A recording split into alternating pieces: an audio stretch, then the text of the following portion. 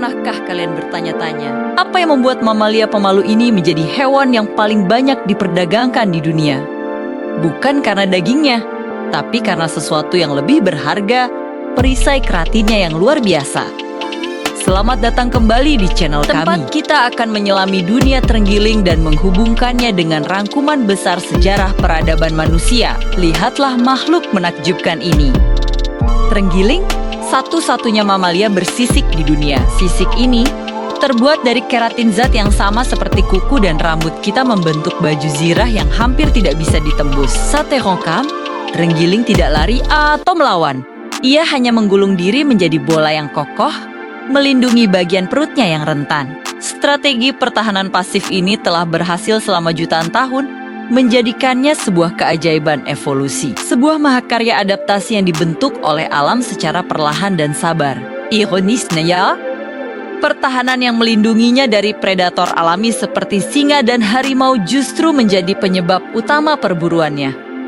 Oleh Manus, sisik ini dipercaya memiliki khasiat obat dalam pengobatan tradisional di beberapa budaya. Meskipun secara ilmiah tidak ada buktinya, ini adalah keratin biasa, sama seperti menggigit kuku kita. Permintaan yang salah arah inilah yang mendorong terenggiling ke jurang kepunahan. Kisahnya adalah pengingat yang menyedihkan tentang bagaimana kepercayaan manusia dapat mengancam kelangsungan hidup spesies lain. Sekarang, mari kita alihkan perhatian kita dari evolusi alam yang lambat ke lonjakan inovasi manusia yang cepat. Kita akan melihatnya melalui lensa master Samori kita, sebuah mozaik penemuan yang mengubah dunia. Bayangkan kita kembali ke 11.000 tahun yang lalu. Di pegunungan Ural, sebuah patung kayu misterius diukir yang kita kenal sebagai idol Shigir. Ini bukan sekadar karya seni, ini adalah bukti pemikiran simbolis yang kompleks dari manusia purba, sebuah lompatan kognitif yang menjadi fondasi peradaban. Kemampuan kita untuk berpikir abstrak dan menciptakan makna dari simbol adalah inovasi pertama yang membedakan kita. Ribuan tahun kemudian, lahirlah kota-kota besar. Salah satu yang paling megah adalah Niniwe, ibu kota Kekaisaran Asyur. Niniwe bukan hanya pusat kekuatan militer, tapi juga pusat pengetahuan.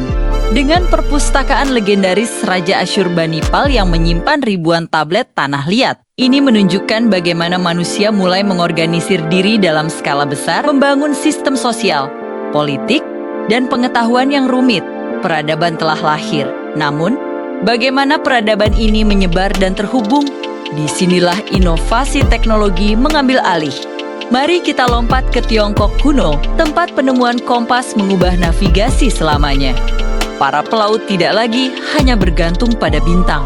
Mereka kini bisa menjelajahi lautan luas dengan lebih percaya diri, membuka jalur perdagangan baru, dan menghubungkan dunia dengan cara yang belum pernah terjadi sebelumnya. Kompas adalah GPS pertama di dunia yang memicu era eksplorasi global. Bersamaan dengan penyebaran geografis, penyebaran ide juga membutuhkan terobosan. Masuklah mesin cetak Johannes Gutenberg pada abad ke-15 sebelum ini. Buku disalin dengan tangan, membuatnya langka dan mahal. Mesin cetak mengubah segalanya. Informasi, ide, dan pengetahuan kini dapat diproduksi massal dan disebarkan dengan cepat ke seluruh Eropa dan dunia. Ini memicu renaissance, reformasi, dan revolusi ilmiah. Tidak akan pernah sama lagi. Dan akhirnya, pada akhir abad ke-19, sebuah penemuan mengubah cara kita berkomunikasi secara instan melintasi jarak yang sangat jauh. Radio, gelombang tak terlihat ini memungkinkan suara manusia melakukan perjalanan ke seluruh dunia, meruntuhkan batas-batas fisik. Radio menyatukan orang, menyebarkan berita, musik, dan budaya dalam sekejap. Dari idol Shigir hingga siaran radio pertama, kita melihat sebuah garis lurus inovasi yang luar biasa, di mana setiap penemuan dibangun di atas penemuan sebelumnya, mempercepat laju kemajuan manusia. Sekarang, mari kita sandingkan kedua cerita ini. Di satu sisi, kita punya terenggiling, spesies yang disempurnakan oleh evolusi selama jutaan tahun. Sebuah contoh adaptasi yang lambat, sabar, dan sangat efektif di dunianya. Di sisi lain, kita punya manusia yang dalam waktu singkat secara geologis telah melompat dari patung kayu ke komunikasi nirkabel global. Inilah pertanyaan besarnya, Apakah inovasi manusia yang cepat lebih unggul daripada adaptasi alam yang lambat? Pada pandangan pertama, mungkin tampak begitu. Kita telah membangun kota, menaklukkan lautan, dan menyebarkan ide dengan kecepatan kilat. Kita telah mengubah planet ini sesuai dengan keinginan kita. Namun, mari kita lihat lagi kisah Niniwe. Kota yang dulunya perkasa itu kini hanya tinggal reruntuhan. Peradaban besar datang dan pergi. Kekaisaran bangkit dan bahkan penemuan-penemuan terbesar kita pun bisa hilang ditelan waktu jika tidak dijaga. Sejarah mengajarkan kita bahwa semua pencapaian manusia, seberapapun hebatnya, pada akhirnya tetap rentan. Disinilah pelajaran dari terenggiling menjadi sangat relevan. Pertahanannya yang sempurna selama jutaan tahun kini menjadi kelemahannya di hadapan satu spesies, kita. Ini menunjukkan betapa kuatnya dampak kolektif kita. Tapi ini juga merupakan sebuah peringatan.